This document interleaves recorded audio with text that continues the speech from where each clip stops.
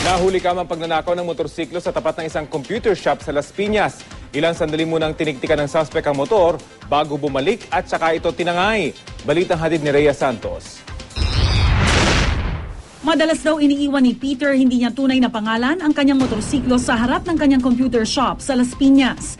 Pero kapag nagtatagal siya, ipinapasok niya rin ito sa loob ng kanyang shop. Pero noong 25 ng Oktubre, alas 11 ng umaga, napatagal siya sa loob. Nagdagsaan daw kasi ang mga estudyante sa kanyang shop, kaya't hindi ito nakaalis agad. Pero siniguro daw ni Peter na safe naman niyang ipinark ang kanyang motorsiklo.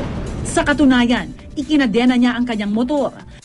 Sa kuha ng CCTV, dumating ang lalaking ito na nakakap na puti at nakasuot ng raincoat. Nagpagpag muna ito ng kanyang raincoat. Maya-maya pa ay tila may binubunot na ito sa loob ng kanyang raincoat. At saka lumapit na ito sa target nitong motorsiklo.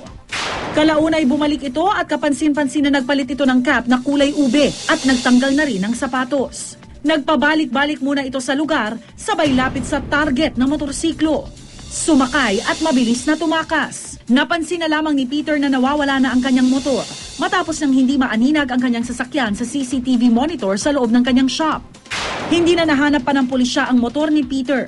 Kaya para makaiwas na maging biktima ng motor napping, payo ng pulisya. Dapat may nag-hire kayo ng mga kung pwede, mga lookout, mag-employ ng mga security guard, kung kumikita naman yung negosyo. Importante pa rin yun.